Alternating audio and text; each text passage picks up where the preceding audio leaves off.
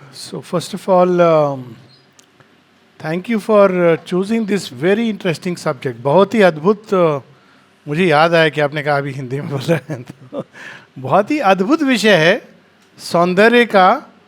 शरीर के साथ तो संबंध है, लेकिन सौंदर्य का स्वास्थ्य के साथ भी संबंध है। और इसको आमतौर पर हम लोग गहराई में नहीं जाते हैं, क्योंकि हम लोग सौंदर्य को केवल एक फॉर्म, शरीर, उससे कनेक्ट करते हैं। उससे भी नहीं, सौंदर्य को केवल चेहरा से कनेक्ट करते हैं, वो भी नहीं, चेहरे के रंग से कनेक्ट करते हैं। और उसमें भी जितना मेकअप उतना सौंदर्य, ये सब भ्रांतियां हैं। पहले हम लोग सौंदर्य के ओरिजिन में जाएंगे। सौंदर्य डिवाइन का एक एट्रीब्यूट है।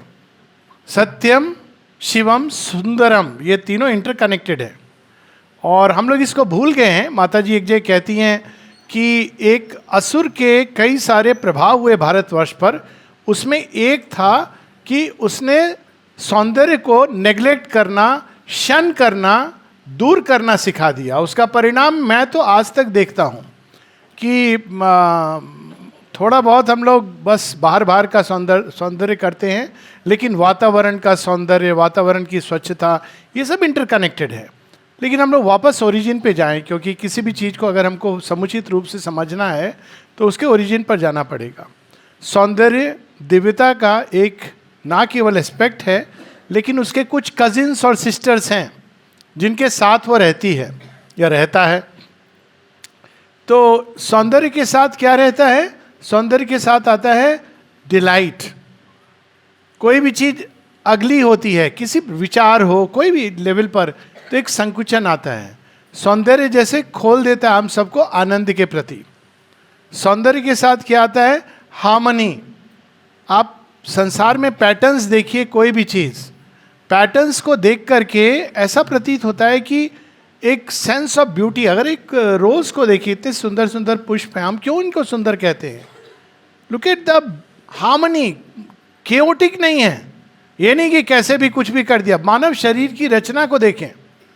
हालांकि बहुत सारे विभत्स प्रकार के चित्रण भी लोग करने लगे हैं, और कभी कभी मुझे आश्चर्य होता है। पांडिचेरी के समुद्र तट भी देखता हूँ सींग लगा के, आजकल वो लाइट का सींग, पता नहीं क्यों हम पशु युग में जाना चाहते हैं। पर पशु के ऊपर अच्छा लगता है।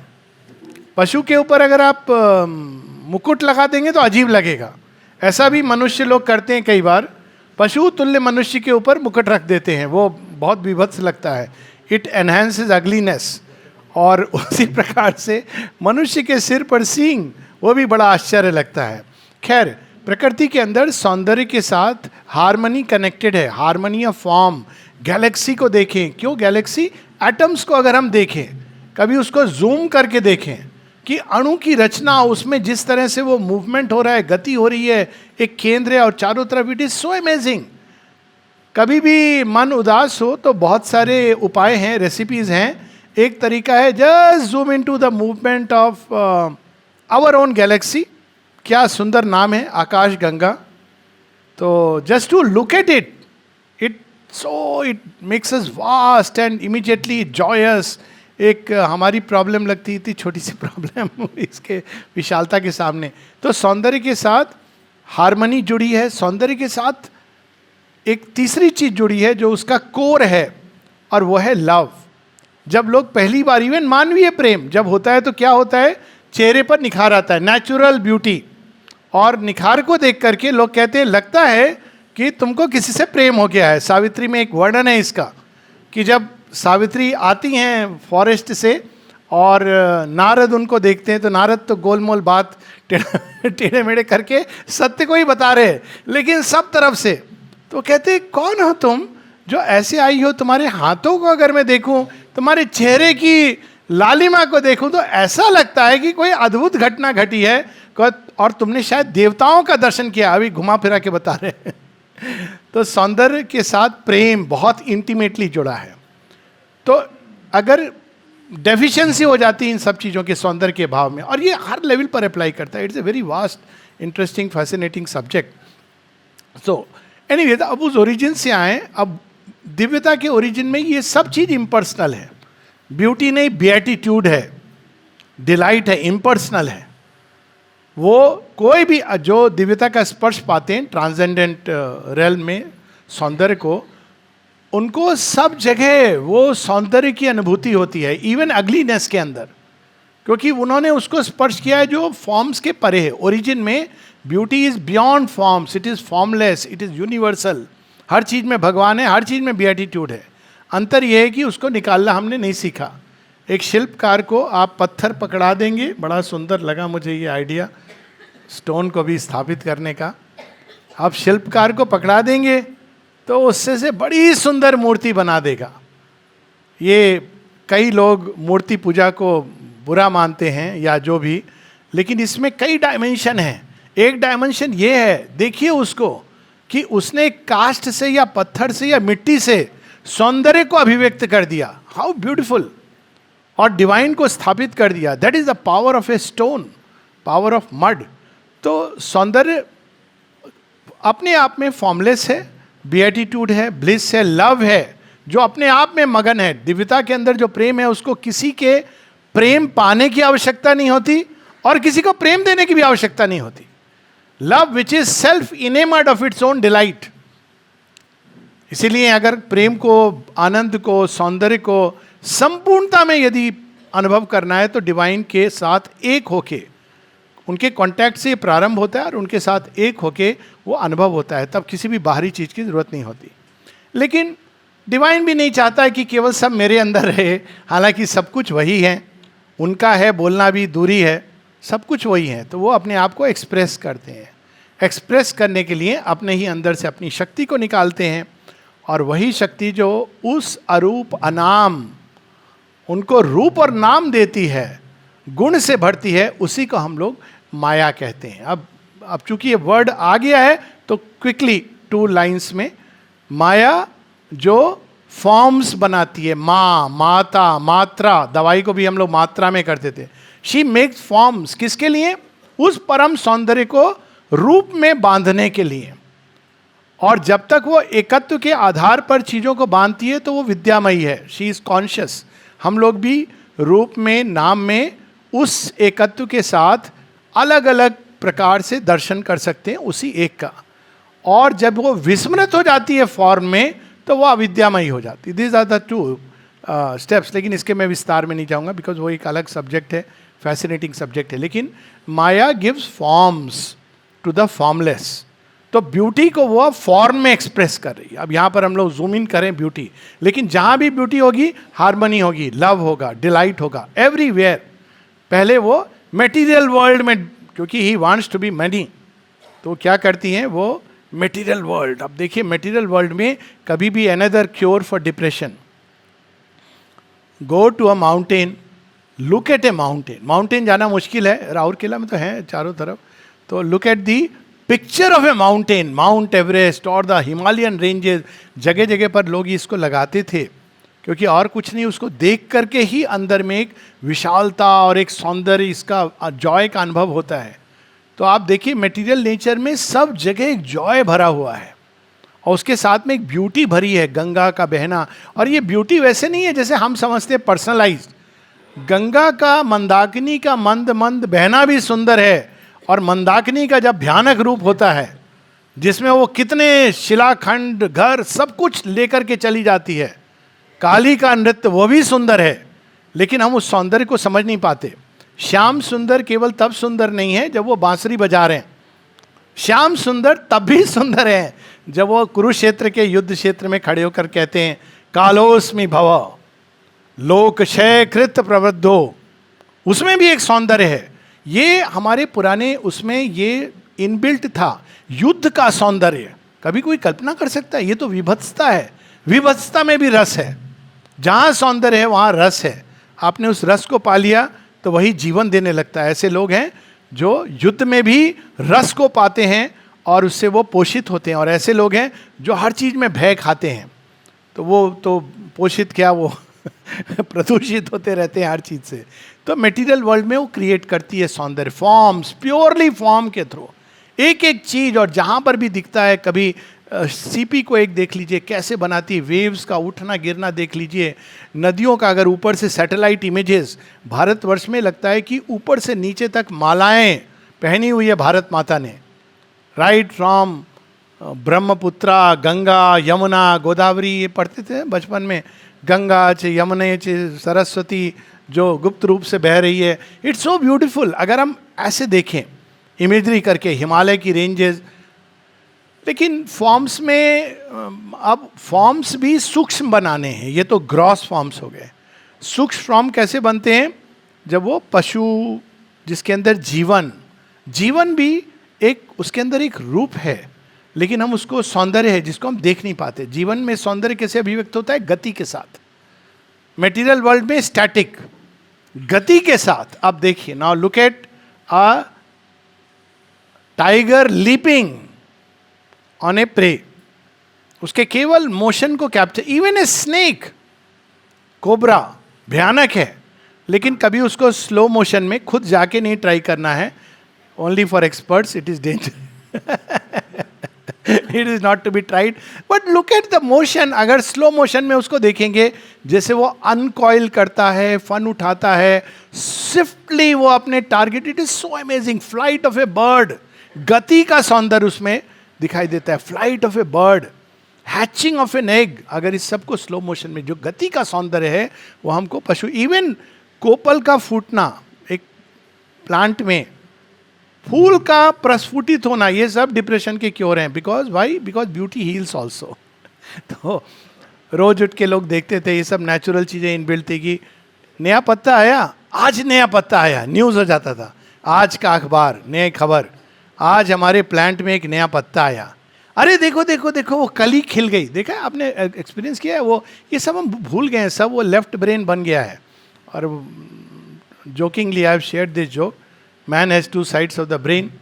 The left has nothing right in it, and the right has nothing left in it. But that's a different subject altogether. हर चीज को लेफ्ट ब्रेन से देख रहे हैं हम. वो बाहर से कैसे, उसमें एक प्रोसेस अंदर में, उसका एक जॉय भी है, उसका एक ब्यूटी भी है, and we have forgotten that. पर अगर हम जीवन को देखें, उसकी गति का सौंदर्य, हाउ वी वॉक. माता जी एक जगह बताती हैं, वॉकिंग, गति का सौंदर्य मनुष्यों में भी होना चाहिए. शेरविंद ने से एक बार माता जी ने पूछा, इंडियन विमेन, खासकर उनके पाँव, लेग्स, उनकी वेस्ट इतनी सुंदर क्यों होती है? ये उस समय की बात है, आज भी अप्लाई करता है, जेनेटिकली भी है, बट उस समय की बात है. माता जी शेरविंद से कहती हैं, तो शेरविंद कहते हैं, because they had the habit of carrying pots in the village on their head and walking. गति का सौंदर्य, just see sometimes how people walk, कितना कुछ उससे समझ आता है व्यक्ति के बारे में और उसका जीवन कैसा होगा. देयर इज ए सौंदर्य ऑफ गति, गेट. और गति केवल गेट में नहीं है, हर तरह की गति जीवन के साथ जो जुड़ी है. दृष्टि, अलग अलग दृष्टि लोग सिखाते हैं आजकल बच्चों को, unfortunately. Good touch and bad touch. Touch comes much later. People should know good seeing and a bad seeing. Instinctively girls know it, but it has been made to forget. Good seeing, देख के ही आपको अंदर में एक सुंदर अनुभूति होती है. Bad seeing, अब इसको आप लॉजिकली डिफाइन करना बहुत मुश्किल है, but it has its impact on the consciousness. दृष्टि डाल देना, शनि की दृष्टि, वक्र दृष्टि, कुदृष्टि, हेक्सिंग, वेस्ट में भी ये फिनोमेना. अब मैं ये नहीं कह रहा हूँ कि हम सब चीज़ में ऐसे, लेकिन दृष्टि की बात नहीं है. दृष्टि के माध्यम से इस प्रकार की चीज़ें प्रकट होती हैं जो असुंदर हैं. कई लोग मुख से कुछ नहीं बोलते हैं, पर दृष्टि से असुंदर तत्वों को, इलविल, प्रोजेक्ट करते हैं. और जो भी अंदर के संसार को जानते हैं, वो जानते हैं कि इन चीज़ों का असर होता है, इलविल का असर होता है. हमारे अपने व्यक्तित्व पर होता है, तो बाकी पर क्यों नहीं होगा? हम लोग भी अगर हर समय ये सोच में, नेगेटिविटी में रहेंगे कि अरे क्या होगा, डॉक्टर साहब मैं तो मर गया हूँ, तो मरने के पहले भी मर गया, डॉक्टर के अंदर भी आ रहा है, ये तो मरा हुआ है, इसको क्या करना है. मरने का भी एक ग्रेस है. We have forgotten all this. Departure का एक जॉय है, उसमें भी हम ब्यूटी ला सकते हैं. क्यों? क्योंकि वो भी एक गति है. एक बहुत बड़ा सब्जेक्ट है, गति से कनेक्टेड. श्वास की गति है, उसमें भी सौंदर्य आ सकता है. क्यों? क्योंकि वो रिद्म हो जाती है. शेरविंद रूपांतरण में ये बताते हैं कि माई ब्रेथ, उनकी पोयम है transformation, my breath runs in a subtle stream. अब कोई कहेगा ये सब ठीक है, अच्छा लगता है सुनने में, इसका क्या फर्क पड़ता है हमारे हेल्थ से? बहुत simple, all illness is essentially due to a disharmony. ये अपने आप में एक बहुत बड़ा सब्जेक्ट है। Sense of beauty, true beauty automatically sets things in harmony. Music can once again bring a state of harmony in the brain, in the heart, और वो हारमोनी धीरे धीरे हमारे सारे बीइंग पर फैल सकती है।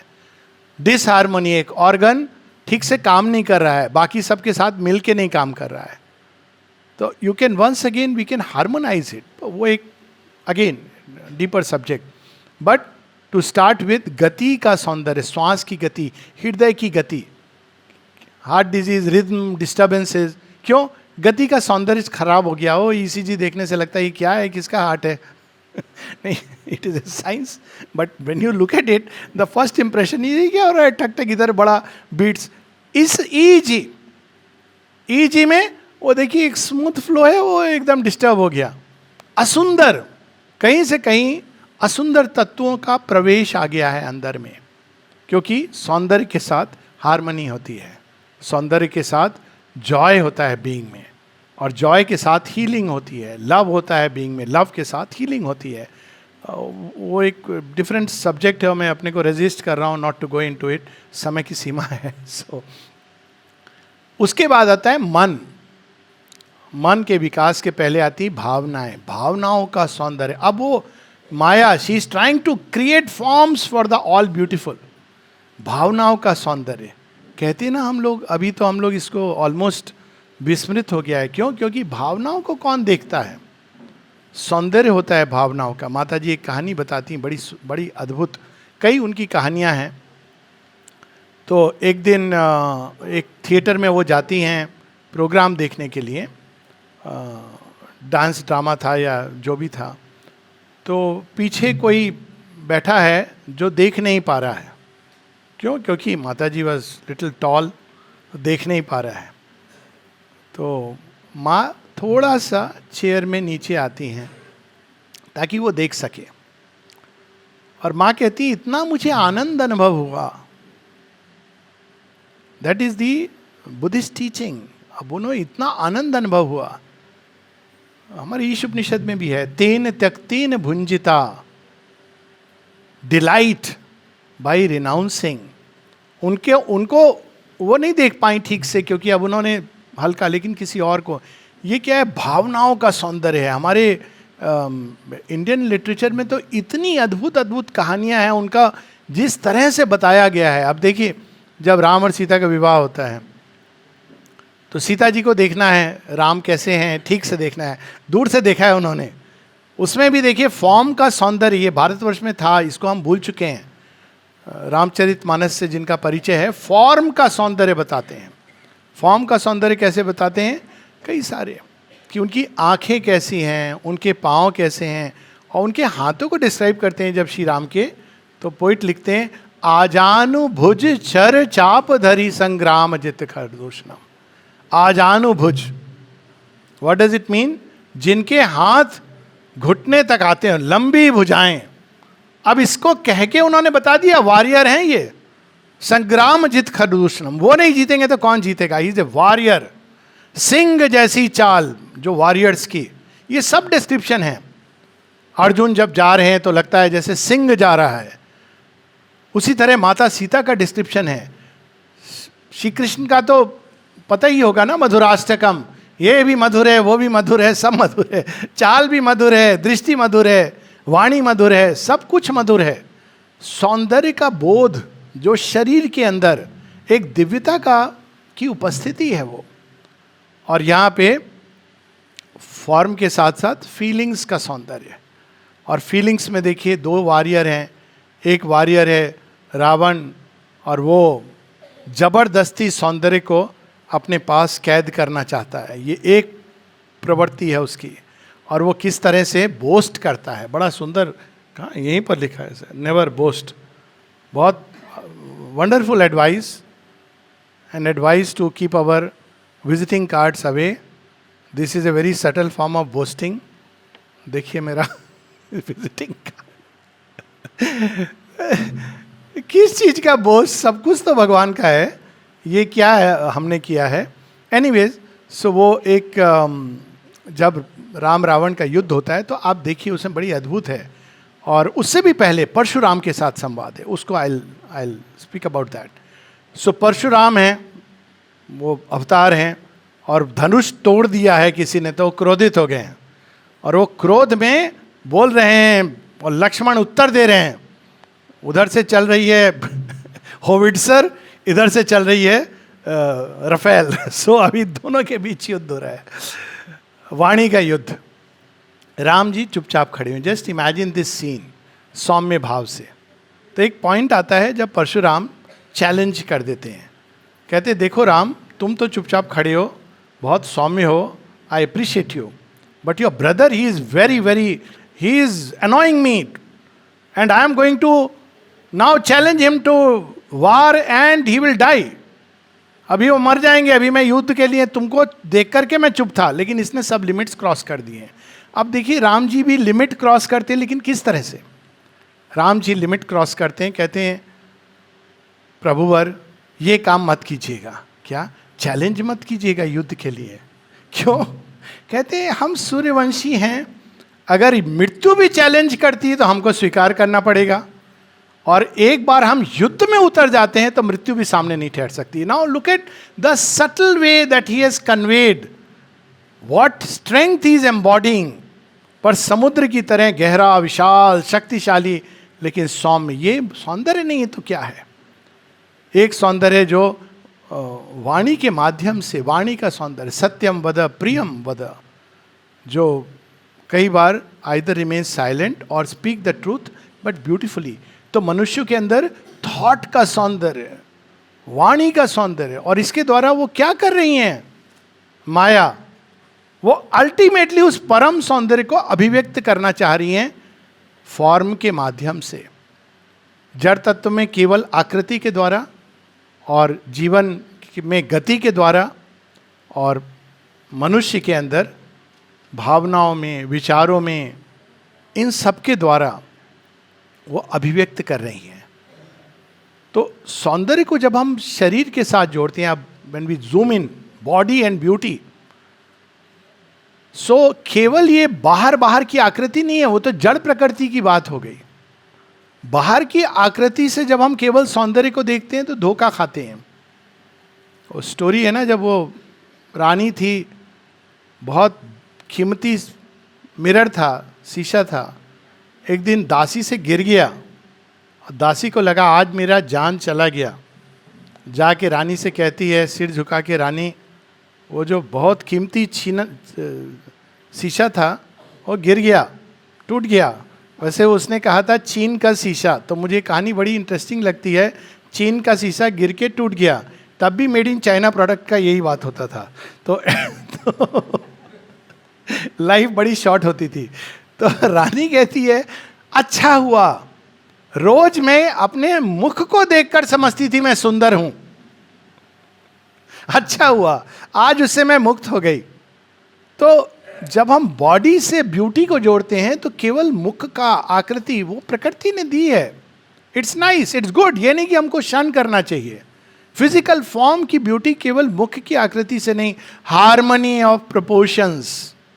ग्रीक में ये बहुत बड़ा आइडियल था. अगर ग्रीक स्टैचू अभी भी, मैंने तो सालार जंग में देखा, वहाँ भी स्पेन गया था, तो वहाँ some of these places they have those museums जहाँ पे पुराने समय ग्रीक्स तो इसको बहुत वैल्यू देते थे. और कैसे वो ब्यूटी आती है? By cultivating, inculcating sports in our way of life. Harmony of proportions. Sports क्या करती है? आपका रक्त प्रवाह हो रहा है, सब ऑर्गन सब जगह एक साथ जा रहा है. It is different from exercise. Sports के द्वारा हमारे अंदर साइकोलॉजिकल ब्यूटी भी डेवलप होती है. हम लोग झगड़ा करते हैं कि इंडिया जीता ना पाकिस्तान जीता. वो दोनों टीम बाद में हाथ मिला के सेलिब्रेट करते हैं, अच्छा इस बार तुम जीते, next time we will win. They take, this is called a sporting spirit. जो ये मेरा पर्सनल टेक है, sporting is better than exercise, and it it is something which works for the whole. Of course, if nothing else, exercise, walk, it is the simplest way. And walk gracefully, beautifully, consciously. माने का है सीढ़ी से ऊपर नीचे जाते हो तो उसमें भी तुम सौंदर्य का संचार कर सकते हो. कैसे? Walk consciously. सीढ़ी के ऊपर नीचे कितना जगह पर ये सब हम लोग करना, केवल जमीन पर भी चल रहे हैं तो walking with sense of beauty, walking consciously, ये सब एक पैकेज है. तो वहाँ पर beauty of the body is not just face. Face में तो आप कैसे भी makeup, I have a not a very good thing to say about makeup but I like the word makeup. So makeup के साथ आता है for some deficiency. So you there should be natural beauty जो केवल आकृति से नहीं आती है, अंदर के हमारे व्यक्तित्व से आती है. ऐसे लोग हैं, प्रकृति की बात है. सोक्रेटिस थे, बहुत अगली थे बाहर से, लेकिन उनके अंदर एक चार्म था.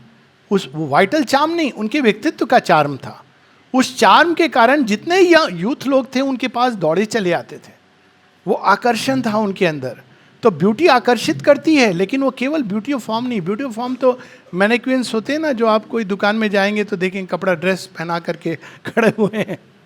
तो वो ब्यूटी केवल मुख का नहीं है, ब्यूटी हमारे व्यक्तित्व का है, हमारे विचारों की है, हमारी ऊर्जा जो चारों तरफ फैलती है. यंग एज में यूथ को ब्यूटी के साथ कनेक्ट किया गया है. क्यों कनेक्ट किया गया है?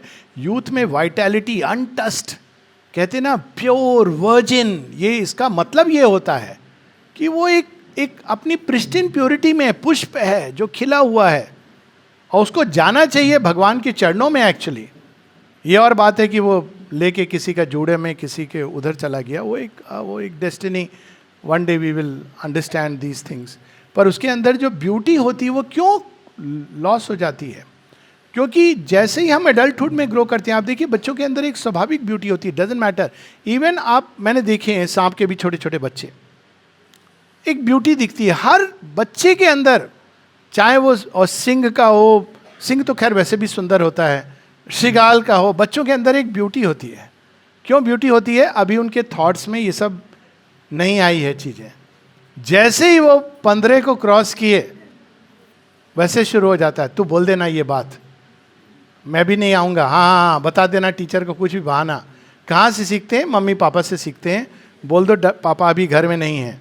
तो it starts from there. Lying, slander, चेहरे के अंदर कुछ ट्विस्ट होने लगता है, एक अगलीनेस आती है अगर करीब से व्यक्ति महसूस करे. और वो केवल फॉर्म की ब्यूटी नहीं, एक और पूरा विज्ञान है. इसके मैं विस्तार में नहीं, बिकॉज समय की सीमा है, and I am just going to wrap up quickly. एक एक शरीर की एक गंध होती है जो सौंदर्य से कनेक्टेड है. उसको भी हम कंसील करते हैं परफ्यूम और फ्रेग्रेंस के साथ. पर एक शरीर होता है जिसमें सुंदर विचार, सुंदर भाव. शेरविंद के बॉडी से लोटस की सुगंध निकलती थी. और मैं मिला हूँ उनसे जिन्होंने, वन ऑफ दो जिन्होंने शेरविंद के शरीर को उसमें डाला था फॉर फाइनल जर्नी. तो लास्ट में, शुरू में तो हम लोग सब जानते हैं सुप्रामेंटल लाइट से शरीर उनका पूरा आप्लावित था.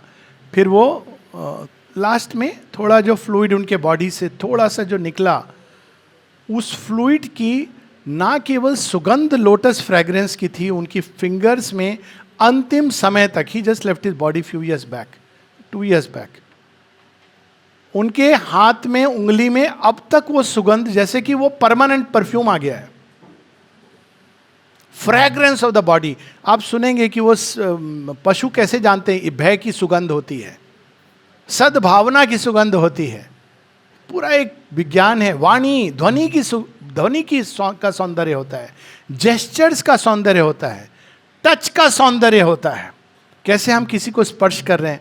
One of the things that I learn in FMC medical school, हमारे पीडियाट्रिक के प्रोफेसर ने सिखाया, बड़ी कहा टेक द पल्स. हम सब उठा के pulse, no this is not the way. तो हम, भाई व्हाट इज द वे? कहते have you ever held a ladies hand? हमने कहा नो सर. कहते कैसे पकड़ोगे तुम, ऐसे उठा के हाथ पकड़ोगे? तब हमको समझ में आया कि उसमें भी हम बहुत कुछ कम्युनिकेट करते हैं. Holding the hand of a patient is to communicate something. So एक एक जेस्चर में सौंदर्य, पोस्चर में सौंदर्य। कैसे हम, भारत ने तो सौंदर्य का पूरा एक विज्ञान बनाया हुआ था। मुद्राओं का सौंदर्य, वातावरण का सौंदर्य, किस तरह के रंग हैं, किस तरह की पेंटिंग्स हैं, ये बिकम सो अनकॉन्शियस। कोई भी रंग कहीं पर भी कर दो, ऐसे रंग हैं जिनकी हीलिंग उनके अंदर देख के लगता है सुंदर। आकाश का रंग देखिए कितना सुंदर लगता है। तो when we live, it's a whole science. Beauty हर जगह पर मैनिफेस्ट करती है, और उसका बॉडी के साथ, जीवन के साथ, इंडिविजुअल और कलेक्टिव लाइफ के साथ एक अंतरंग संबंध है। क्योंकि जहाँ सौंदर्य है, अब मैं पूरी लिस्ट नहीं लूँगा, वहाँ जॉय है, वहाँ पे हारमनी है, वहाँ लव है। अब मैं केवल इतना कहूँगा, जहाँ सौंदर्य है, सच्चा सौंदर्य, समग्र सौंदर्य, मन का, प्राण का, हृदय का, भावों का, शरीर का, आत्मा की अभीप्सा का, आध्यात्मिक तेज जो कांति बनकर चेहरे से फूटता है, जहाँ सौंदर्य है वहाँ श्याम सुंदर है। और जहाँ श्याम सुंदर है वहाँ विजय है, वहाँ सत्य है, वहाँ धर्म है, वहाँ स्वास्थ्य है, वहाँ सब कुछ है। धन्यवाद।